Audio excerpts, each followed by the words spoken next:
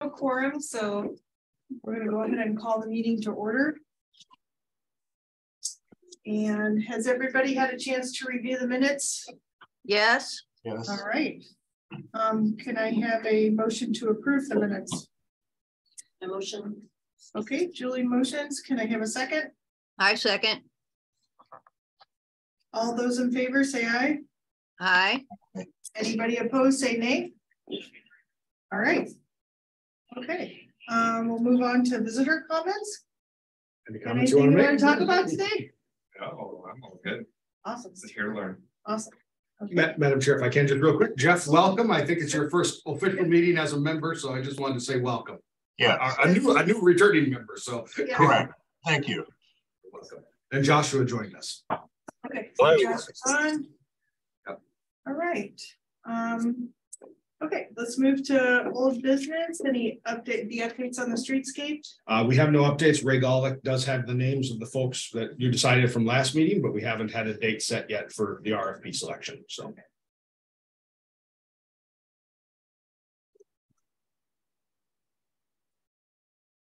Okay, now here is the beast for the day. It's our budget discussion for FY 2024. So I'm gonna let you lead that, Eric. Sounds good.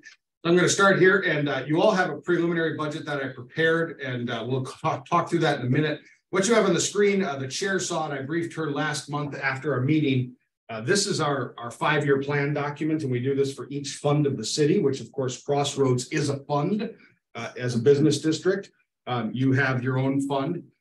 One of the ways the city has historically, I don't know when this started, some years back, long before I got here, is that the business districts pay for expenses, which are in your budget as expenses. You know, if you do advertising, you know, you put a porta potty out, you know, I think for 4th of July, those types of things. The recycling bin that is in the district is an expense. There are expenses that are done through the Parks Department and what we call the transfer. And that is the snow removal, the flower pots, the maintenance thereof and such. And that is not counted as an expenditure in your budget. It's a revenue transfer. So it's a negative revenue item. It just pulls down revenue and sends it to the general fund. So I think you can all see on this document on the screen, this FY23 budget. That's just our current budget. I'm going to explain this here to you. You can see the expenses here of $10,000 that you have expenses up in the top part. And then the revenue that comes in, about $17,000 budgeted in property tax, $7,500 in business licenses. And then this negative number, the negative 23, is the Parks Department transfer. Okay. Now, when you take all that, you take those expenses and that revenue, obviously you have a negative of $9,000. If you spend the whole budget, take in all the revenue and we move all that money to Parks and Rec, that you have a negative budget for the year. Historically, the business districts, all three have operated for that in that way for some time when we look back at the budgets. And so the number I want to point out right below the 9,000 on the screen where my cursor is, the negative 9,883 is the fund balance. The fund balance is your savings account that you have not budgeted and you have sitting on the side is 17,000 with this year we're in. So July 1 of 23, it was 17,000. And where does that money come from? It's literally extra savings over the years. Okay. So, I mean, if you have had extra revenue, if you don't spend the whole budget and things like that, if you end the year in the black, it just falls into savings. Okay. So over the years, you have built up a fund balance of a small amount. It's not a great tax base through the Crossroads district to build up lots of money. I mean, this is, none of the business districts have millions at all. I mean, the biggest one is Old Orchard with 110,000. So, and of course, they've been around many more years than Crossroads as a district. The issue that I'm raising is if we continue with the deficit budget, which we can do, sooner or later we run out of fund balance. If you spend this year's whole budget, you're going to see it's going to go down to about $7,000 in savings. If you take that number and move it forward to next year, and if we spend about the same money with Parks and Rec and with your plans as a district, your budget's going to end up actually pulling your savings down. Okay. Now the city can step in and seed general fund money back into that. But of course, that's not going to be sustainable long-term. The city's not going to put general fund money back into all those plans. So as we look at the budget and look forward on this document, obviously those red numbers in the red, those ending fund balances are not good, right? We want to get those back in black at some point. This is not, this estimate here and what you see on the screen is built to say, we take in what the budget says we're going to take in for revenue, and we're going to spend everything that we budgeted in expenses.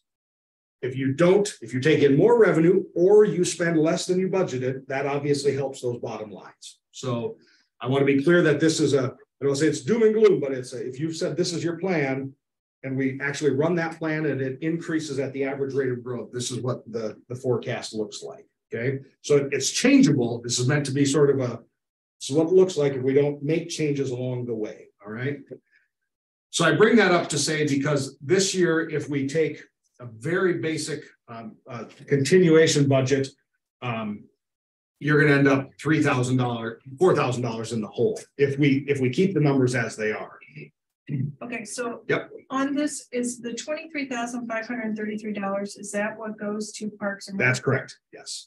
And what exactly does Parks and Rec give us? Parks and Rec, that pays for the staff time, all the hours between all three districts to do all the flower watering, installation, in the pots, the snow removal, cleanup during, I think in the fall, do they come through and they blow it? So it's all those things that Parks and Rec does. Now you don't have trash cans anymore because we took those out, or benches. So there's none of that, but that was Waste Management who did it. So it's really, you're talking about that summer watering of flowers, putting them in and watering them, and then the winter snow removal. What I have asked Parks to do, and we do not need to decide this today, because we'll talk about this again in March, we'll have time in March, is to give us an a la carte menu of those options. So we don't have to say we take the whole year at 23,000, right? Mm-hmm. And I'll give you the historicals here, and we'll look back when we look at the other document as well. We have historically built, they've just always had, there's one staff member who's dedicated to the Parks District. Now, obviously, one staff member doesn't end up working their entire time there, but you look at the hours that other people come in and help, mm-hmm. It pays for a whole staff member. It's 2,080 hours between the three districts. And so we use a formula of your assessed value. So obviously your tax base is smaller, but then the amount of street frontage they have to clean in terms of the sidewalks, flower pots and such. And so that's how the formula is built to split that cost between the three different districts. Okay. So again, can we still get the how many pots do we have? Sure. Yep. Question answered. Okay. Absolutely. So again, I just want to point out in this, what you see on the screen here for those that are online and here in the room, the red 24 estimate is not what I put together on the document that Fran emailed you. That is, if we continue to do the same thing. I'm going to switch screens here and now switch over the document that Fran emailed out, the preliminary budget, which I will make much bigger on the screen for all of you, since this is really small. So I want to go to real quick and show you what this has. Can you all see that on the screen? You can see the. No. Okay, I didn't think so. Let me grab it here and right there. How about now? Yep. Yes. Okay, perfect.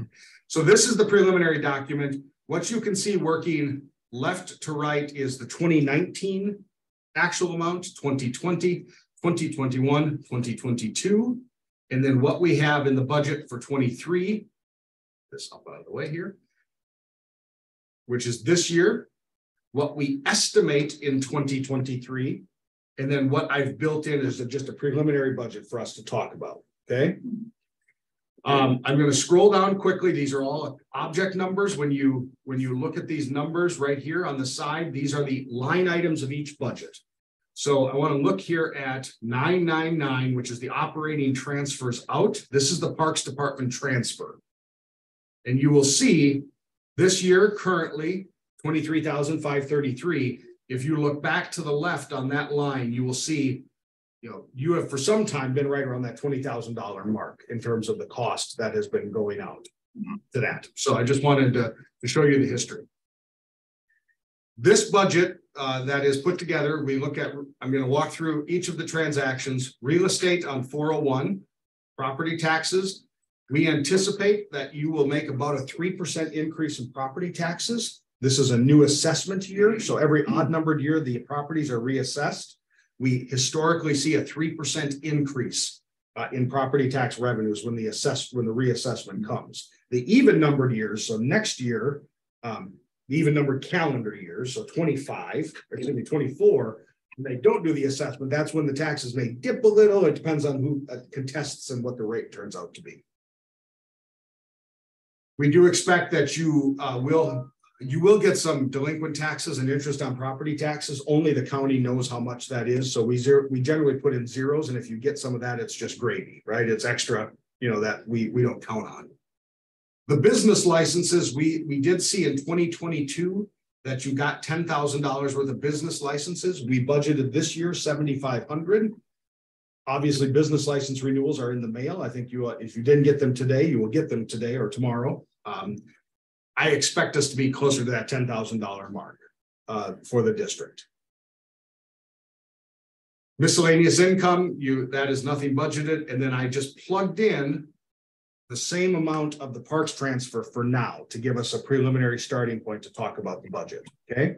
Okay, so where does the miscellaneous income come from? Miscellaneous income in the past has been, I think in 2020 is the only time, or 2022, you may have had some, that we did a business license audit, and some of the business license revenue that should have gone to your fund ended up getting put in the general fund. So we pulled it back and we marked it as miscellaneous, so we don't overinflate your line item, with past years' funds and such. Miscellaneous item, we have no anticipated miscellaneous income. Hence why it's a zero. So in reality, we really expect property taxes and business licenses to be what gets paid into the district. Jeff, looks like you had a question.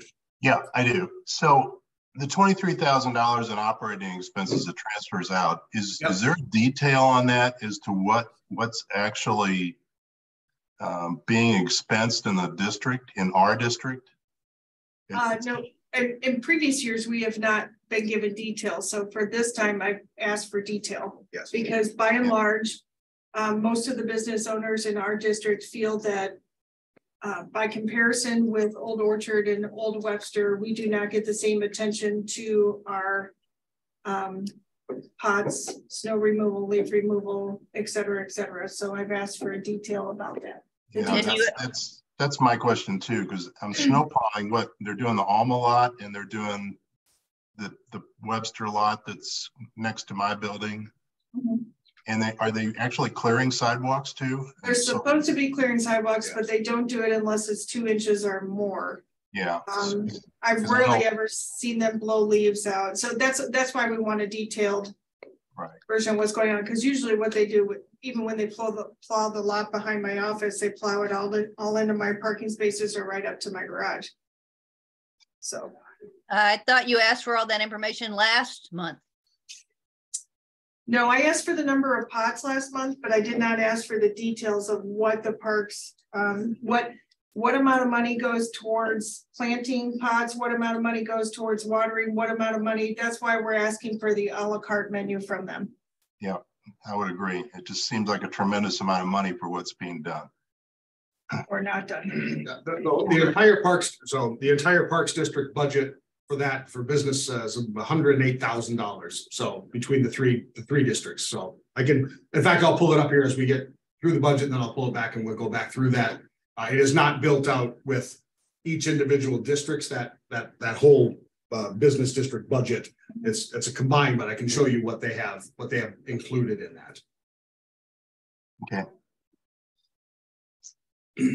So just moving into your, I'll call them regular expenditures. So down here, as I put in as a baseline, let me get to the spot. So in the 700s, which is materials and supplies, I did not include any money in operational equipment or area maintenance. So this would be if you want new trash cans, benches in any way, different flower pots and such like that. Those hard assets the districts pay for. So I'll use the baskets in Old Orchard and Old Webster. the districts pay for them, the transfer pays for the putting the plant, the commodity inside of it and watering and such. Okay, I have a question here. Yeah. So when we go for the new streetscape plan, those things that are involved, like trash cans, benches, for the streetscape plan, is that already, those numbers already plugged into that plan, or is that going to be something separate that we have to? Those are plugged into that plan as part of the capital plan. Okay, so knowing that the streetscape is going to possibly start in the summer of 2024, this is really a non-issue. Correct. Okay. Yeah. I did not anticipate it, unless you all have a desire to have hard assets of something, you know, that you don't have now, new benches or some things. If you wanted new banners type of thing like that, you know, these were these line items, but I have not heard anything yet. So, right. But if you want something, we'll add the money there. As you look then to 803, this is our first area, and these are transactions. So we put in what the item is paying for. So 803 professional services, administrative support, that's Fran's time. And then I added, not knowing if you wanted with pickleball and such, you know, or other events that you may do, you know, Fran services at I added another $250 if there are other things that you want to ask her to do. Other districts do that. So Fran, I don't want to talk about you with you sitting right here, but I'm explaining all this. So so that is, I just put that money in. You can tell me to take it out. The base contract is right here for administrative support, the 900. Okay. So then the 250 is for anything else we have going on in the district that we want, like social media coverage. Social media coverage. You know, if you want her to walk around and see the businesses and say, sign up to do something, you know, like she does that for gazebo series, that's separate from the basic contract. Okay. All right. The 810 disposal services is your recycling bin. That price has gone up a shade here up to $90 a month. And that is the one that's in the Alma lot. That's correct. Okay, but they're not the Alma lot across. Is it across the street or is it in the lot? It's in the lot. In the Alma lot, yeah. Yeah, it's in the Alma lot. Okay. All right. We built in $2,500 for media and attraction advertising. So we've had money in for advertising. We don't do a lot for Crossroads. So I wanted to, you know, what amount of budgeting do you want to set in? And what specifically are we talking about? Can be anything. Can be, if you want to advertise just retail shopping, come to Crossroads. You know, you think of those, I think they call them gang pages in the Webster Kirkwood Times, when Old Orchard, Old Webster pay little money into the newspaper to subsidize that. So businesses get a reduced rate to put those little block ads in, you know, to come shop in either district. It could be that, you could be on radio, we can put any kind. We can choose where it goes. You can absolutely choose. Yep. Okay. Did we spend anything last year on that? You can see what we spent right in this line. You have got 2,500 in. You have not spent any of it yet.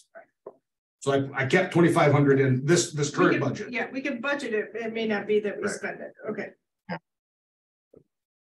The next line, 850. This is the cost of the electricity for lighting in the Alma lot and then the other parking lots. Yep. Okay. So why is, I guess my question about that is, why is that paid for by the business district and not by Webster if it's a public lot?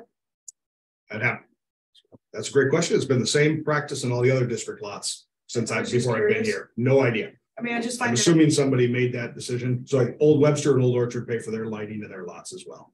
I find that, I mean, the business. Okay. So can I get an answer to that one? Sure. Okay. Yep. I would assume the city council, I will definitely ask. So. And then you have done a facade beautification grant before. So I kept in one for $2,000 or up to $2,000. If you want to add more, you can in the 851 account. And we choose to use that or not to use that. Exactly. Yep. Okay. So the 900s, you'll see here, Jeff and others on screen, you can see 909 and 960. These had numbers in for 23. Facade beautification. I know Chris has a grant, you know, that obviously is coming in for the facade grant. So we expect to use that. We are accounting differently. We moved these 900 accounts. We're going to stop using those and they're going to be here in this 851. So we just moved them for this year, if that makes sense. And going forward. The reason being is our auditors use accounts that start in 900 to denote what assets the city owns that we paid for. Obviously, we do not own the facade grant that is, done for a business. The city does not. And so that's just an accounting move on our end. Okay, let me ask about that. Yep. So on Chris's facade beautification, you said it's not in yet. So does that go against last year's budget or the new year's budget? So it's paid out of 23. It's already. It's paid out of this budget we're in. So that's not in the future either. So. Okay. I have a question about the benches. When I looked into getting a bench, a memorial bench, I was told $500. Why would the city have to pay anything? Or why would the Crossroads have to pay anything? So the memorial, yeah, well, they cost about $1,200 for the benches. So, and there was a memorial program, I know in Old Webster some time ago. The memorial program that exists right now is within the parks. It hasn't been extended into the business districts. Now, you certainly can. Old Webster is talking about going back to do new rounds of memorial benches in their district. But if Crossroads wants to do a memorial district, memorial bench program in the district, you can. Just need to let us know, and we'll pull that together and start seeking people to make donations towards that. So okay, I guess I was understood an old system then. Very well. Maybe I couldn't tell you. I know Park still has a memorial program running, but if the business districts want one, we can put that together for you. So. Well, I think the Parks one has the trees, don't they? I got a tree for my dad. Yes. A long time ago. Yeah. Yes, they do. Okay. So when we look at the bottom lines here, you can see that the budget, if you make no changes to what I've just put in here, okay, your expenses are $3,000 less than what your current budget is, okay? And your revenue is going to end up being about $3,000 higher. Now that's without changing the Parks and Rec issue. That's going to put you right about break even. So your fund balance issue is covered. But we're still in the red for next year. But we'd still looking forward if we don't have good increases in revenue and we'd have to hold the budget for some years, at a consistent spending level to hold back on that. And I think what I'm hearing is a real question about how much Parks and Rec work do we get, but also how much do we want, right? And so, yeah. Okay. And historically, the city has, like I said, that formula has just been applied. I don't even know if you guys have been aware of it. So, yeah. Historically, I think we were not understanding that we were pulling from. We thought it was a part of that annual budget when you're not pulling from a savings account. Yeah. So this is kind of a surprising thing. Okay, so just a couple of things questions about I have for our business district. So in our business district, we are the highest property tax rate. Is that correct? Of the 3 business districts? At the rate, yes. Yes. And why are there 3 different property tax rates for the different business districts? Because all of them were, when they were created, had to go through an election, and they chose a rate at that time to be taxed at. So okay. So that was in 97 when you were all created, I think. So I'm trying to remember back, but right. So there was a presentation of that election to those voters, the owners at that time, and the rate was set then. The rate by the Hancock Amendment has to change every so often, but it has generally been that same amount. Okay. Not that same amount, the same amount of taxation that comes in. Okay. So we're the smallest business district or the highest tax, property tax. In terms of our 3, yes. Okay. Well, so you don't have residential. So I want to clarify that. Some other districts have residential properties in them. You do not. And so right. Blended, you may not be the highest. Okay. As a standalone commercial rate, you are the highest. Okay. So.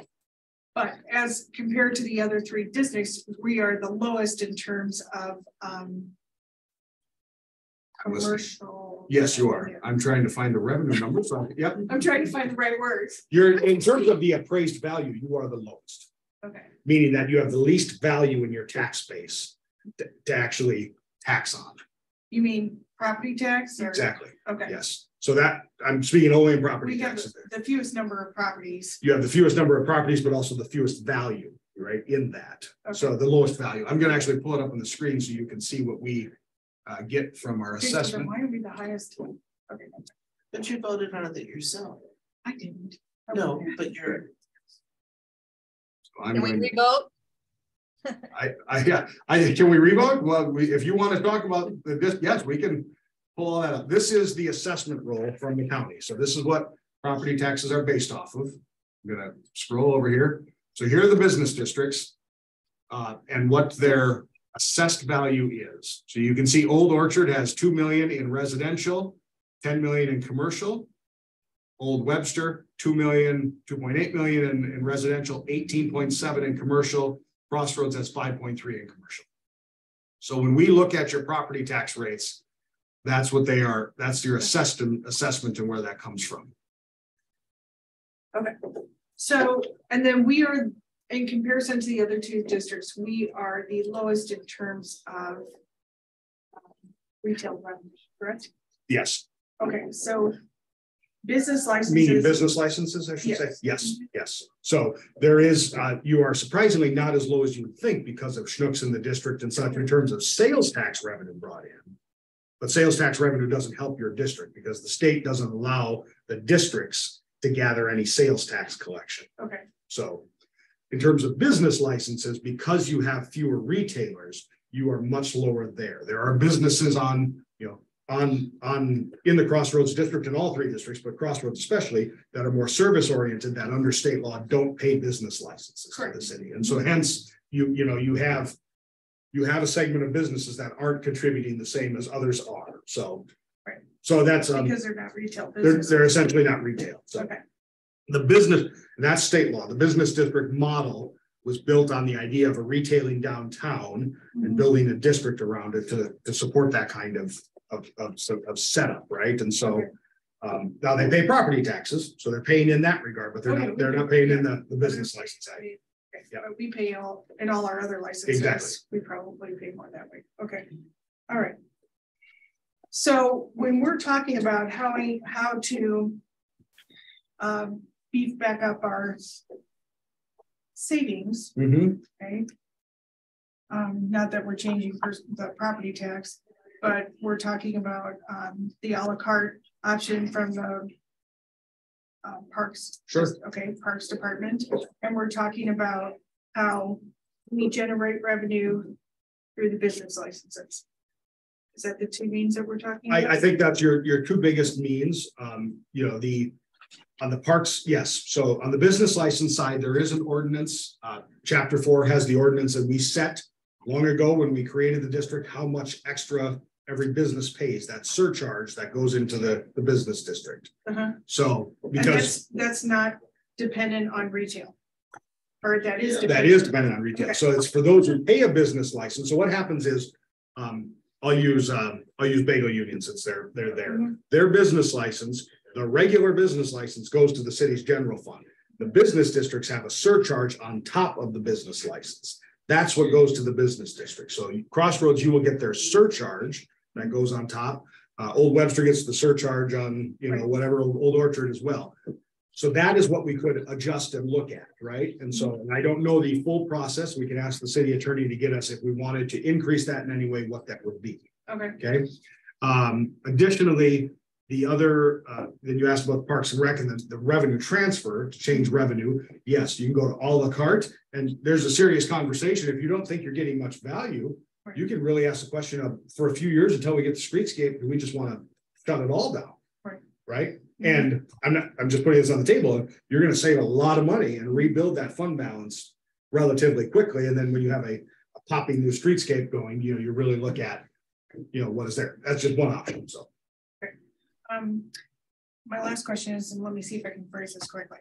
Okay, so me, I have a retail business, so I don't pay for a business license, and that's by the state law. What law is that? State law. Whatever law that is.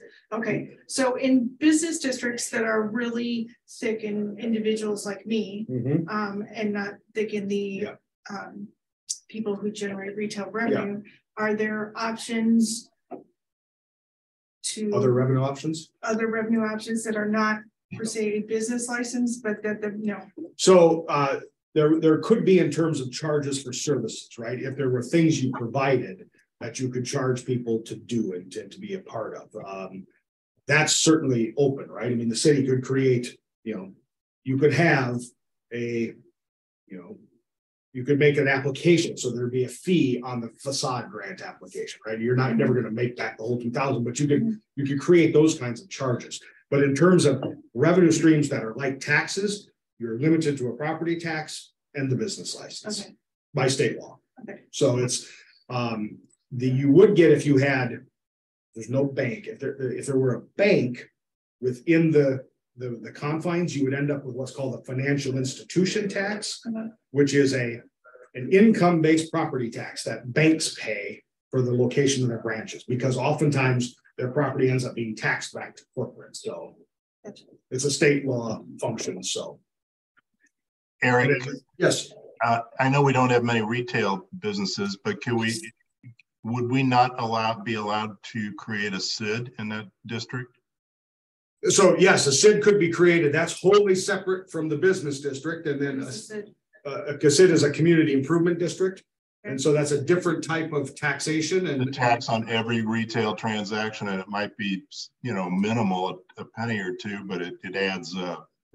So that's an incredible way to look at, and then really the question then is, do you want to be a SID or a business district? So those are different models of what type of taxing entity you are. And if that's something you want to look at, that's fine. And then there's really a question of, do you want to continue as a business district or become a SID, those types of strategic directions. And I know Councilmember Franklin's not on, but in our strategic plan for the city, we're talking about economic development and how do we, all three business districts have limited resources because of the way the revenues are built and such, and all the things they want to do. What are the best models? That in the city's mind is probably 3-4 years out, right, to really seeing fruition, but that's something we could really start to explore if that's a different model and you want us to outline what those models are. And this is a community what? Community improvement district. It would take another election. So this is, creating a new taxing district is a different election, and then it becomes, But if we, understand. So, so, and then if we know that maybe in the future scape of the business district, there will be more retail that may offset wanting to do that. Okay. Yep. I gotta run. Sorry. Oh, sorry. I hope it was helpful. Very helpful. Just roofers came today for some reason. That's all good. Thank you. Good day. Just wanted to understand what we're talking about. So, Madam Chair and others, as you think about the budget, we're not done with this conversation. We'll continue on here today as well, but we have time. The budgets from departments are due next week, but obviously the city manager is not introducing their budget till April. So our next meeting in March is when we really need to finalize these numbers, and this is what we want to see in our plan. Again, if you just take this, you can look at these numbers here, and I think use this as a baseline of any things you want to add or take away. And then, as I said, if we're in about this ballpark, we should break even and not have an issue this year if you end up doing the whole Parks and Rec spend, right? But again, Parks and Rec will get us the entire breakdown and a la carte menu as well. We'll get the number of pots and all that and such. So I can tell you, just go ahead, Jeff. If we could get that before the March meeting, so we can kind of take a look at it before we're all sitting together again. Yep. Probably be helpful. I had hoped they would have it today. So they're all the whole department leadership is out at the big parks conference with the state. So I was trying to find them all this morning. Where's my breakdown? Great. Yes. Because I knew you'd ask, Allison, to your question. All right. Okay. And I just want to be clear, the same conversations happened with the other districts right now. Obviously, Old Webster, Old Orchard, a little different size of fund balance, but they're asking that same question. What do we get? All those things. And things like snow removal on sidewalks, that is not a general municipal service. That is something, you look back in history, there used to be a landscaping company that did that for the districts. They got too expensive, so they got moved to Parks to do that service. That Parks took it on some years back, but no others. We don't clear any other sidewalks in town other than our own. So honestly, the sidewalk in front of your business in our business district belongs to the property owner. Exactly, To maintain. yes. So, Yeah. okay. So it's wanted the to same make with, it's the same with that clear. residential. So that's where I'm saying it's not a municipal service. It's not something that the city is meant to do. It's a service add-on. That's why the district pays for that. Whether we can argue whether or not it's being done right or well, Right. but you know, it's. But if there's like a hole in your sidewalk, it's upon the business owner Exactly. to repair Yes, that. we may demand you repair it, but yes, yes. Yes. Okay. Yeah. Gotcha. Sorry, Jeff, I knew you had something to say. That's all right. No, I'm paying for snow removal on my sidewalk anyway, Oh, so mine. there's That some would be me. redundancy there. Right. I have not understood why we do snow removal on the sidewalks in the business Yeah, district. well, then there's some myself. confusion as to who's doing what, so. Oh, yeah, and when they do remove the snow, it's like a shovel's width. You That's know, right. right down it, Yeah. which doesn't help in situations, because, okay, all right, There certainly is a Things small, do- there's not a huge staff there in the winter, right? Obviously, we don't have part-timers galore and it's, you know, quick move in and try to make the best egress ingress we can. And then, you know, usually what I think is happening. So. Well, and honestly, I'm surprised that we are paying for the city lots to be plowed. I mean, that's a big expense, so I don't understand why that's not out of the city's budget, not. Yeah. So I will look at that. I'm not sure if the lot I don't plowing believe- comes out of that yeah, I don't transfer. believe that we are paying for the lot to be plowed, I Right. believe that we are paying for the sidewalks. Exactly, The last yeah. I understood, but let's verify that. We'll verify, but the lot plowing, I believe, is all us. The only thing I know that in the lots that you all have is the electricity, which I'll ask about, you know, Okay. where that comes from, so. Okay, all right, so let's move on to new business. Wait. Oh, I'm Does sorry. can I have a question? Does the amount go down if there's no snow? No, No. no, that's the thing. Yeah. If there's no snow, it doesn't matter. You So we do, and I just want to be clear, one thing we do and we make sure of is because that budget is built on hours spent in the business districts, we do track people's hours to make sure that the hours that we put into that overall budget are being met, because the auditors would make us refund you money if they don't spend the hours that's built in for that full-time staff member across all three districts, which this year, because of a lack of snow in some regards, if we continue this way, we will double check. Come June, we double check those hours. Have we satisfied all the hours so that the business districts are getting what they pay for? I know it's a subjective question, but in terms of hours performance. Sounds like it's backwards, like we give them a budget and they use it. Well, it's something to be considered for the next, it's just that we have to talk about for the next year's budget, so, and make decisions about. Yep. Okay, awesome. Okay, ready to move on to new business, the hashtag 314 day, hashtag St. Louis made. Yes, so I'll turn this to Fran, but just briefly, this is awareness for you all. 314 Day Pi Day is coming up. So Fran met with Jenny Starkey and I'll let her lead us. March 14th is 314 day because we are in the 314 area code. There is a group that has put together for the last couple of years a way to highlight St. Louis made things and do special events. There are neighborhood crawls going on and other things. This is just to let you know, we don't have anything in Webster specific. We are not part of one of the neighborhood crawls. But what's nice is they put together logos that anybody can use. You know, for example, Alan's got a lot of St. Louis made stuff in his shop. It's already done. If he wants to promote 314 Day and use it, the logos are there. They've even got templates for social media posts and things like that. And if it's something that you all like and look at what's going on, think about taking more advantage of it next year, because it's something that they're building. It's getting bigger every year, but it's just an opportunity to focus on us, and which is considering that you guys got some what I would call fledgling retail, because it's newer to your district. Right. It's a good opportunity to say, hey, we're here, kind of thing. Jenny's putting together information that she's going to share with me, or possibly just share direct with you, to kind of give you the links and what it is, a little more background. Okay. And that's Jenny Starkey. Yes. Okay. Yes. Okay. BDC update. BDC update. I'll make this quick for you all because I know we all have things we want to do. workinwebstergroves.com is continuing. Our digital advertising package is out, and we were in the Post Dispatch yesterday. So this is the free job board for the city. If you have jobs, so the point of that is to now bring the job seekers really more fully into utilizing this as a resource. So this is federal money, the ARP money going towards that project of advertising that. And additionally, your the business licenses are, I'm going to share this so you can all see, business licenses are coming out. If you haven't gotten them, they'll be in the mail today or tomorrow. For those that do have them, this is going to be a reminder and insert in the business license renewal. So we encourage you to use it. It's just a flyer for workinwebstergroves.com. And also we did hear, obviously we had some photos from around the districts at times.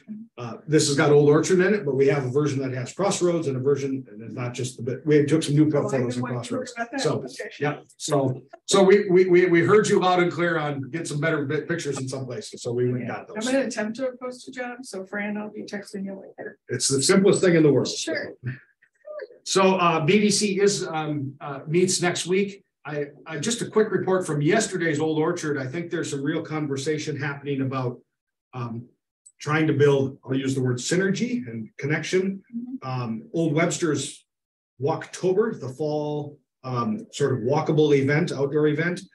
How do Old Orchards wants to talk to them about connecting. And I think that there's a possibility that they may, if that is suitable, something they want to work on, connect with you all. Right. And then possibly we're looking at, can we get the BDC involved in terms to help subsidize people moving across the 3 districts, the trolley concept and getting people moving around the entire area. That sounds good. Okay. And of course you have your pickleball tournament coming up. So that's be another great event in August? September this year. September. Right? Okay. September. So that's our BDC update. Okay. City update? City update. We have lots going on. The Councilman Franklin's on strategic planning is underway. Again, there is an economic development component to that. That's a very broad strategic goal that the city council has now said to the staff and departments start working on tactical goals. So I'm going to be probably next month, as much as we'll have budget, next month in April, talking with you all about some draft tactical things that we can look at in economic development goals. So Jeff, the conversation about CIDs, the longer term, what's the right district mechanism, and such for funding some of these enhancements will be in there. And then also just, what do we do as a city in terms of that regard and then business development. We do have it here, sharing. I think I got it up. We do have a couple businesses that did open up. I don't think we shared this last month, but the business license report is updated. In November and December, we obviously had some openings. Bijou Chocolates, obviously your big one, Bagel Union, opened in January, so that'll be on our next report. I always joke that we added another Edward Jones to town, so we know we'll all be invested well. They're everywhere. But I did want to point out that this report, while it's online, we're updating and making it much more real time now, so that it'll just flow right in and not be a PDF like this, but really right on the business license webpage, so folks will be able to see it. We'll still go through and highlight all those things. And I am thinking Kind Soap did make a move. Yes, they moved to Old Webster. I don't think I have anything else other than, I can't even think of her name. Julie, is it Lennig? Decadent? Descendant. Descendant is on BDC now. So you have a person on BDC from Crossroads. And she thinks she might join this. That's great. Okay. Awesome. So that's great. Officer Razul, anything else from city update from you? I don't think so. You guys do. I just want to say you guys do just a fantastic job at Hickson every morning. Normally I come in way before that, but somehow I got late the other day and I was watching you guys. I was like, wow, I'm so glad I don't have your job, but you do great stuff there, keeping all the traffic going and everybody safe. So thank you so much. Thank you. We do have, I'm sorry, I missed one thing. We are in the process at the city working on what's called the Safe Streets for All. That's a massive new federal program dealing with pedestrian and essentially reducing traffic fatalities. But it's a lot into pedestrian issues, bikeable community, a whole variety of things in terms of the built infrastructure. It's a huge grant program, millions and billions, in fact, multiple billions of dollars available.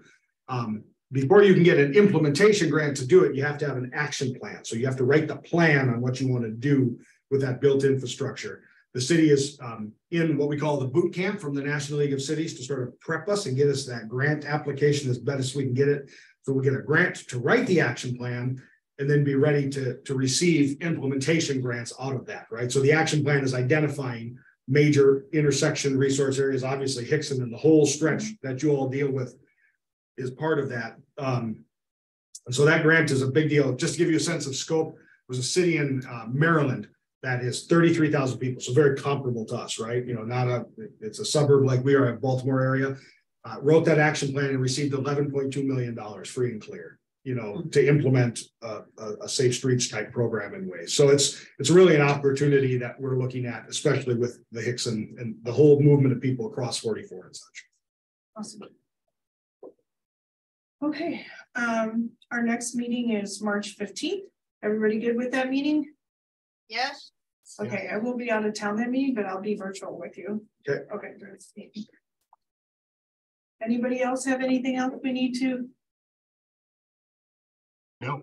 Allison, I want you to know that Mara's looking at the total access lights because they're not open yet. So even though nobody's in there. Right. All right, good. Thank you. If no one has anything else, let's do a motion to adjourn. Can I get someone to motion to adjourn? I will motion. Julie motions. Can I have a second?